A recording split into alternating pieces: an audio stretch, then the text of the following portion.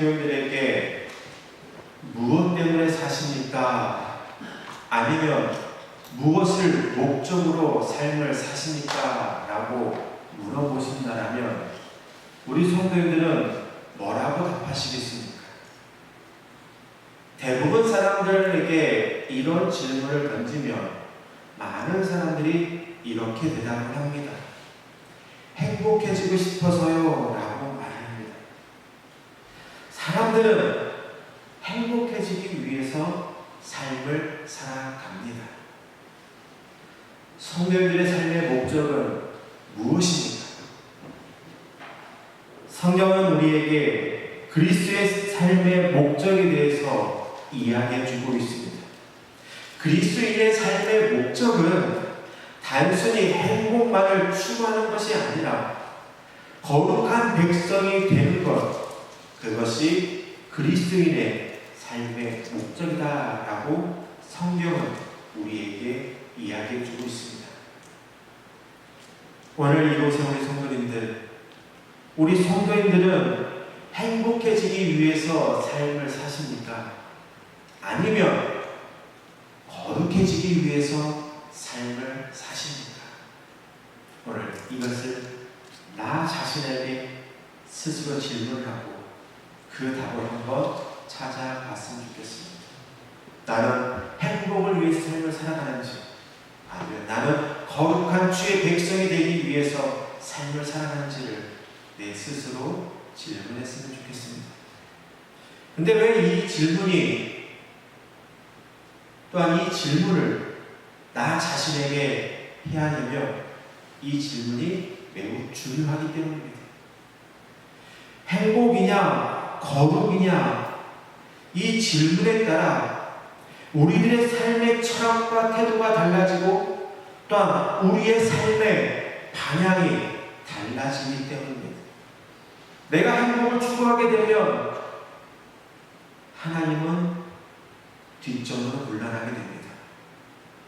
그래서 예배하지 않고, 그리고 하나님을 찾지 않고 세상의 즐거움과 세상의 만족을 누리면서 삶을 살아간다는 것입니다.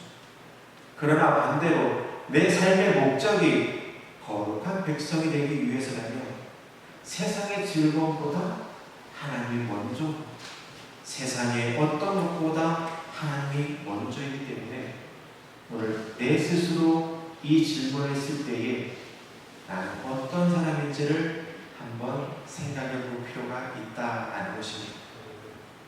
하나님은 이 질문을 우리에게만 한 것은 아니었습니다. 하나님은 일찍이 이스라엘 백성들에게도 삶의 목적에 대해서 물으셨고, 또한 그 대답에 대해서 하나님은 이스라엘 백성을 지도하시고 인도하셨습니다.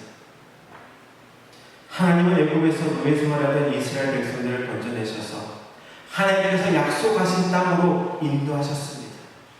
그런데 이스라엘 백성들은 이 가나안 땅에 들어간 이후에 가나안의 이방 문화에 빠지게 됩니다.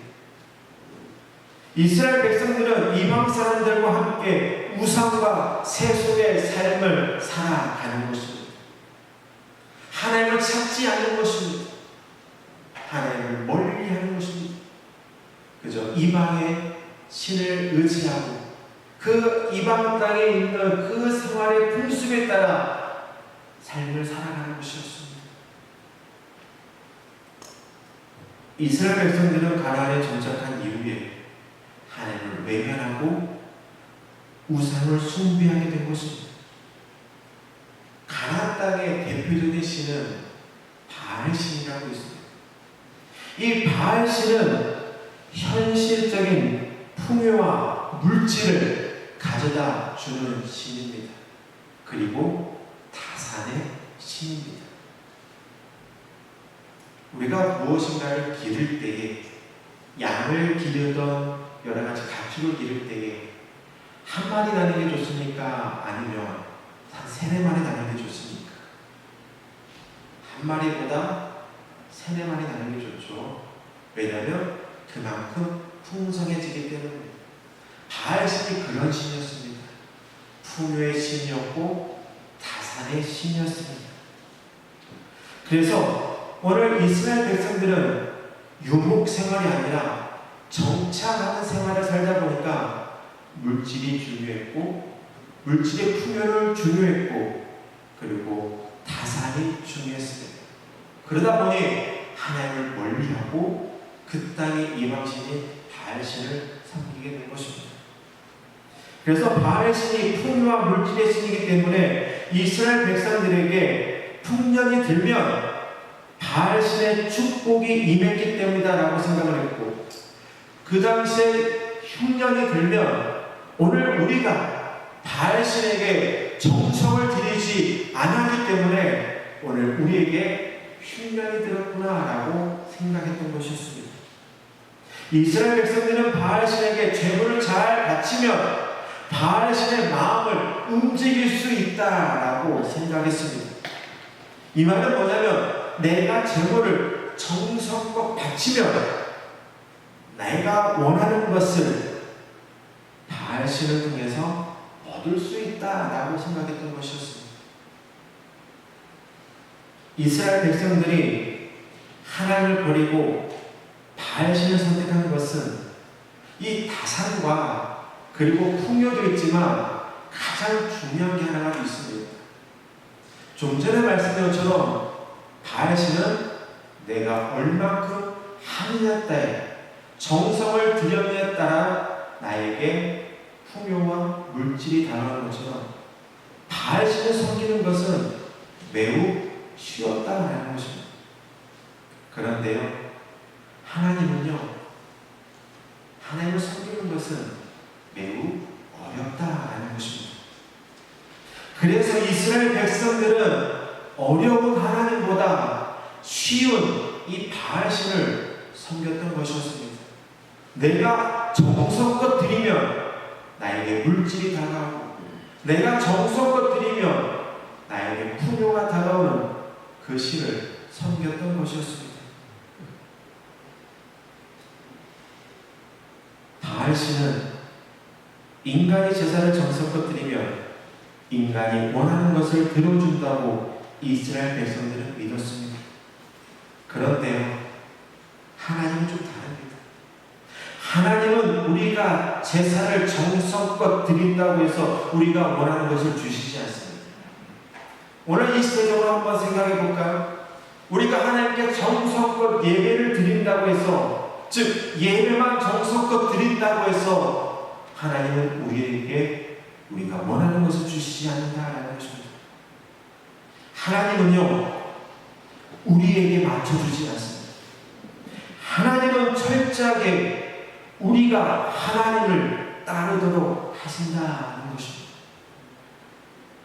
하나님은 내 삶을 하나님이 원하는 삶의 방향으로 맞춰가도록 요구하십니다.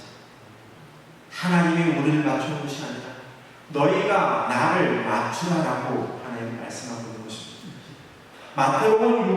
마태복음 6장 33절의 말씀을 한번 보도록 하겠습니다. 현대의 성경인데요, 이렇게 번역하고 있습니다. 너희는 먼저 하나님의 나라와 하나님의 의를 구하라. 그리하면 이 모든 것을 너희에게 덤으로 주실 것이다. 뭐라고 기록되어 있죠? 너희는 먼저 나 자신이 아니라 하나님의 나라와 하나님의 의를 구하라. 바알신은 네가 어떻게 하면 네가 한 것만큼 너에게 복을 베풀어 주겠다라고 말씀하고 있지만, 오늘 여호와 하나님은 다릅니다. 너희가 하나님의 나라와 하나님의 의를 먼저 구하면 덤으로 너희에게 주실 것이다. 성도님들께 한번 좀 질문 하나 더 하겠습니다. 신앙생활하는 것이 쉽습니까? 어렵습니까? 답을 못 하시는 분은 쉽다라고 하시는 분도 계실 것이고, 신앙생활하기가 참 어렵다라고 말을 하시는 분도 계실 것입니다. 각자 다르죠. 그런데 죄송하지만 좀 이런 말씀 하나 드려야겠습니다. 신앙생활이 쉽다라고 생각하는 분은 온전한 신앙생활을 하는 분이 아니고, 신앙생활하기가 어렵다라고 생각하는 분은 나름대로 하나님의 말씀대로 살려고 노력하시는 분이다라고 정의할 수 있습니다. 이만큼 신앙생활하는 것이 어렵다라는 것입니다. 오늘 우리는 수많은 유혹에 빠지게 됩니다.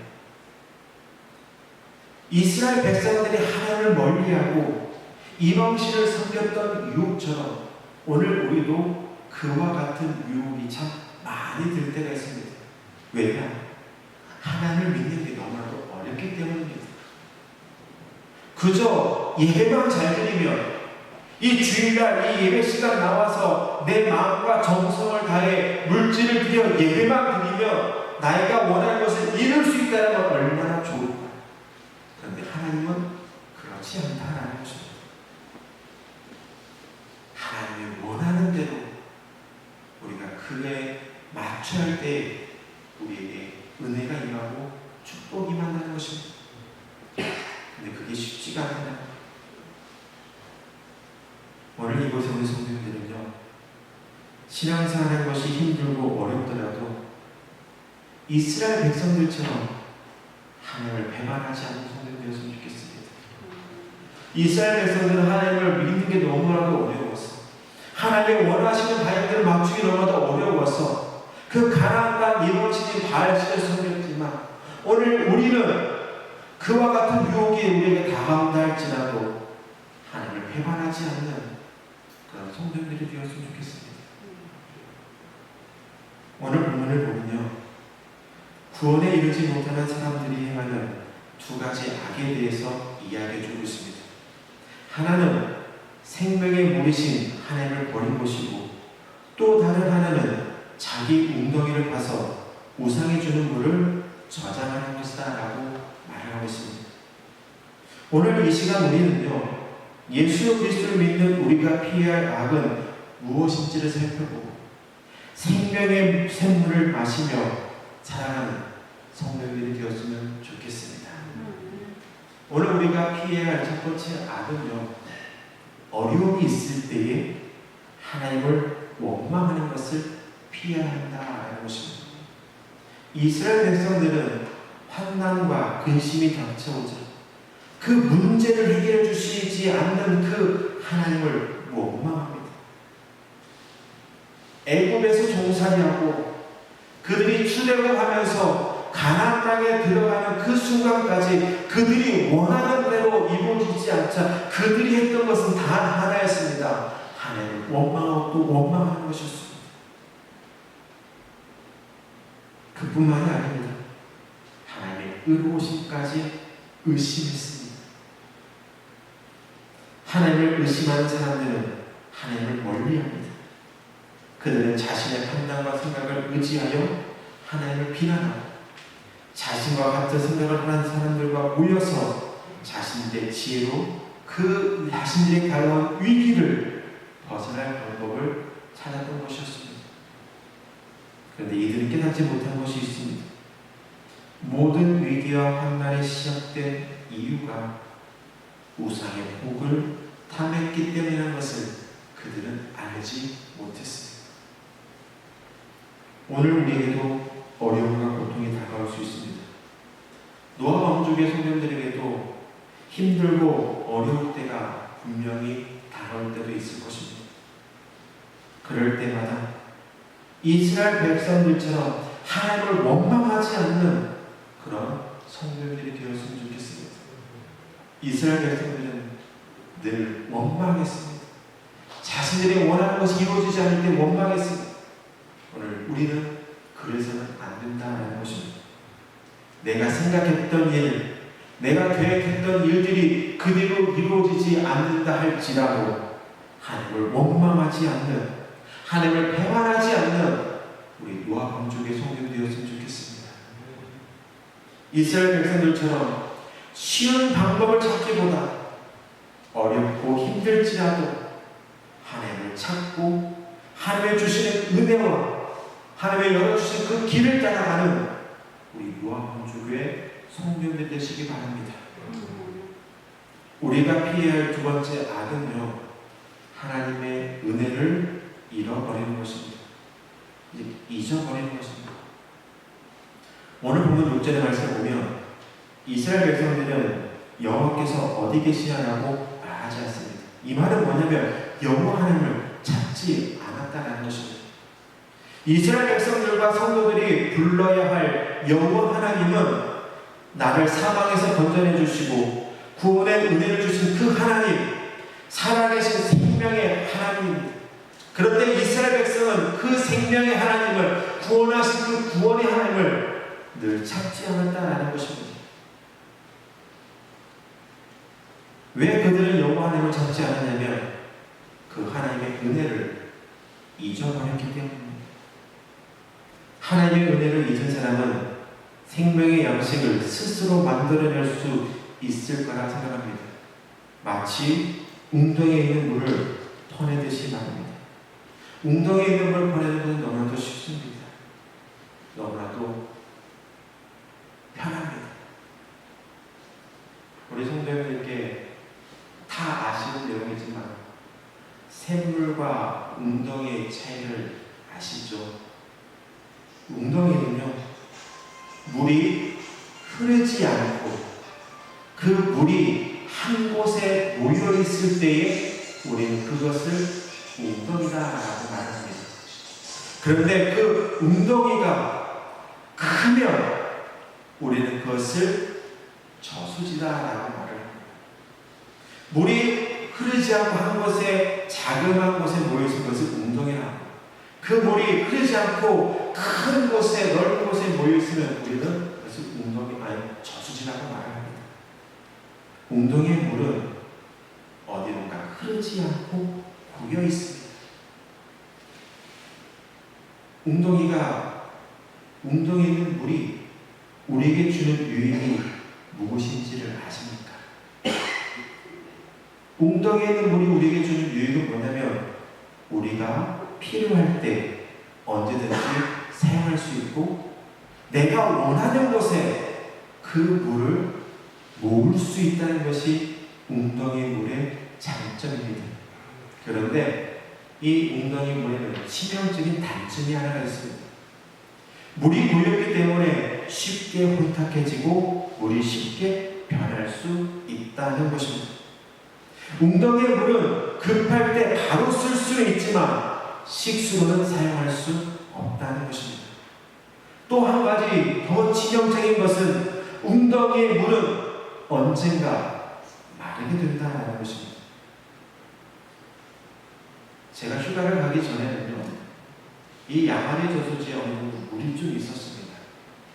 그런데 휴가를 다녀왔더니 이 양아리 물이 보이지 않는 것입니다. 바닥이 드러났더라고요. 그 일주일 만에. 그처럼 웅덩이에 있는 물은 언젠가는 마르게 된다는 것입니다. 오늘 우리가 웅덩이에 고여있는 물만 의지하고 있다면 이 웅덩이에 있는 물만 의지하면서 삶을 살아간다면 불현듯 찾아오는 인생의 강호 앞에서 치명적인 위기를 만나게 될 것입니다. 우리는 지금 2일 급수 8일 단수로 지내고 있습니다. 지금 들리는 말에 의하면 2일 급수 12일 단수로 갈 예정이다라고 말합니다. 지금 몇 년 동안 이 물이 풍족했기에 이 섬에 물 걱정이 없어서 이렇게 아무런 준비도 안 했다.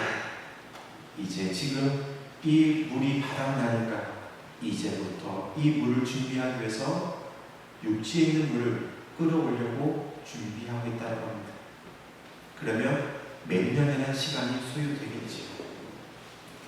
웅덩이에 있는 물은 언제나 마르고 불현듯 찾아오는 그 위기에 우리는 어려움을 그대로 맞이할 수밖에 없다는 것입니다. 그런데 샘물은 좀 다릅니다. 샘물은 웅덩이와 반대로 지하 깊은 곳에서 쏟아납니다. 그것을 샘물이라고 말합니다. 그러다 보니 샘물은 늘 맑고 깨끗합니다. 그리고 샘물은 늘 흐르기 때문에 식수로 사용합니다. 사용할 수 있습니다. 그리고 가장 중요한 것은 샘물은 마르지 않는다라는 것입니다. 그런데 샘물은요, 웅덩이와 다르게 불편함이 있습니다. 좀 전에 말씀드린 것처럼 웅덩이의 장점은 뭐라고 했죠? 내가 언제든지 쓸 수 있다라고 말씀드렸고, 내가 원하는 곳에 가둘 수 있다라고 말씀을 드렸죠. 그런데 샘물은요, 이와 정반대입니다. 샘물은요, 내가 원하는 곳에 샘물을 솟아날 수 있게 할 수는 없습니다. 그리고 내가 원하는 시간에 원하는 장소에 그 물을 가질 수도 없다는 것입니다. 샘물의 물을 먹기 위해서는 내가 샘물이 나오는 그곳을 찾아가야 한다는 것입니다. 보통 샘물은 어디서 솟아날까요? 금강과 섬진강의 수원지는 진안 마이산에서 시작됩니다. 그리고 한강의 수원지는 강원도 태백의 검령수에서 시작됩니다. 이처럼 대부분의 샘물은 산에서 솟아납니다. 그 이유는 알 수 없습니다. 왜 물이 이 낮은 곳에서 솟아나는 것이 아니라 왜 그 높은 산에서 솟아나는지는 그 이유는 알 수 없지만 샘물은 산에서 솟아납니다. 제가 해남에 있을 때 해남에 있는 수많은 사람들은 샘물을 받으러 두륜산 오소제길을 넘어갑니다. 그래서 그 오소제 약수터에서 그 물을 받아 먹습니다. 이처럼 샘물을 마시기 위해서는 불편함이 있고 힘듦이 있습니다. 신앙생활하는 그 우리가 생명의 근원이시고 샘물과 같은 하나님을 섬기는 것에는 힘들고 불편함이 있습니다. 오늘 우리가 신앙생활하는 것에 있어서 힘들고 불편함이 있다 할지라도 하나님만 의지하며 살아간다면 우리의 그 갈급한 문제를 해결해 주실 것입니다. 노아 방주교 성도들은 신앙생활에 있어서 힘들고 불편함이 있을지라도 생명의 근원이 되시고 생명의 샘물과 같은 그 영원 하나님만 의지하는 성도들이 되시기 바랍니다. 이스라엘 백성들처럼 쉽고 편한 것만 찾는 것이 아니라 그리고 이스라엘 백성들처럼 하나님을 잊어버리고 하나님을 원망하는 것이 아니라 힘들고 어려울지라도 하나님을 찾고 의지하는 우리 모두가 되어야 한다는 것입니다. 인간은 웅덩이를 만들어서 물을 저장하려고 합니다. 그 이유는 뭘까요? 비를 내려 강을 만드시고 생명의 물을 흐르게 하시는 그 하나님을 믿지 못하기 때문입니다. 그래서 비를 내리시는 그 하나님을 믿지 못하기 때문에 인간은 웅덩이를 만들어서 물을 저장하려고 하는 것입니다. 하나님의 은혜를 기다리는 그 불안함을 벗어버리기 위해 우리는 웅덩이를 준비하지만 결국에는 텅 빈 것만이 가득하게 될 것입니다. 노아도 거길 때 수많은 저수지, 즉 웅덩이의 물들이 다 말라버렸습니다. 아무리 인간이 그 물을 가두려고 노력한다 할지라도 우리 힘으로는 할 수 없는 것들이 있습니다. 우리 성도님들은 사망의 물을 찾기보다 생명의 샘물을 찾는 우리 성도님들에게 원합니다. 스스로 웅덩이를 파서 헛된 복을 간구하는 삶이 아니라 영원히 말하지 않는 그 샘물과 같은 그 하나님께 나아가서 메마른 우리 영혼에 성령 충만한 삶을 살아가는 우리 모두가 되었으면 좋겠습니다.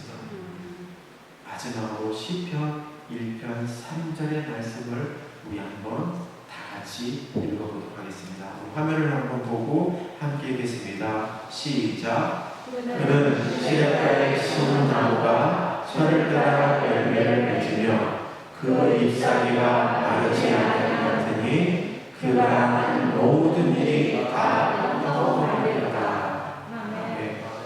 우리 노아 방주의 성도들 모두가 샘물과 같은 그 영원 하나님께 나아가서 결국 마르지 않는 늘 열매 맺는 삶을 살아가는 이름으로 간절히 축원합니다.